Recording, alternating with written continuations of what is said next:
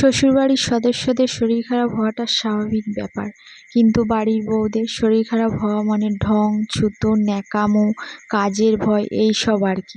So hello everyone, আমি মালা আবারও তোমাদের সঙ্গে নতুন একটা ব্লগে।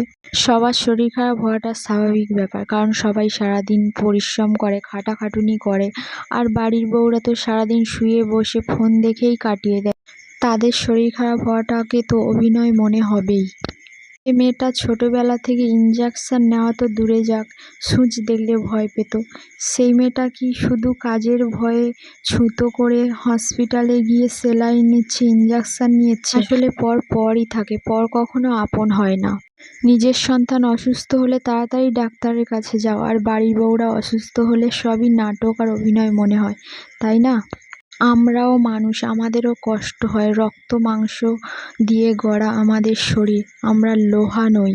পুরুষ মানুষরা মাঠে খেটে ঠিক টাইমেই বাড়ি আসে, কিন্তু বাড়ির বউদের কোনো টাইম নেই, কোনো সময় নেই। সকাল থেকে উঠে সারা দিন কাজ করতে হয় এক নিয়মে। একটা সংসারে কতটা কাজ থাকে সেটা তো একজন মহিলা ভালো করেই জানে। আরও যদি থাকে বাচ্চা, তার পিছনেই তো অর্ধেক টাইম চলে যায় সারাদিন ছুটোছুটি করতে, তাকে খাওয়াতে। বাচ্চা সামলে, সংসার সামলে একজন বাড়ির বউ অর্ধেক দিন না খেয়েই কাটিয়ে দেয়। সেটা কি কেউ খোঁজ রাখে?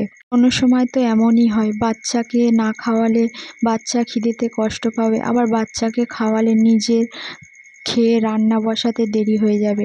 যাকগে বাচ্চাকে খাইয়ে আজ নিজে না খেলাম, রান্না বসিয়ে দিই, দেরি হয়ে যাবে, এমনটাও হয়ে থাকে। তবুও দিন শেষে সেই একটাই কথা শুনতে হয়, কি আর কাজ আছে বাড়িতে, কি করো সারাদিন? সারাদিন তো শুয়ে বসে ফোন দেখেই কাটিয়ে দাও, কটা বা কাজ আছে সংসারে? কিন্তু কাজটা যে করে সেই জানে কাজটা করতে গিয়ে কতটা সময় লাগে আর কতটা কষ্ট হয় তার। আজকের ভিডিওটা এই পর্যন্ত। সবাই সুস্থ থাকবেন, ভালো থাকবেন।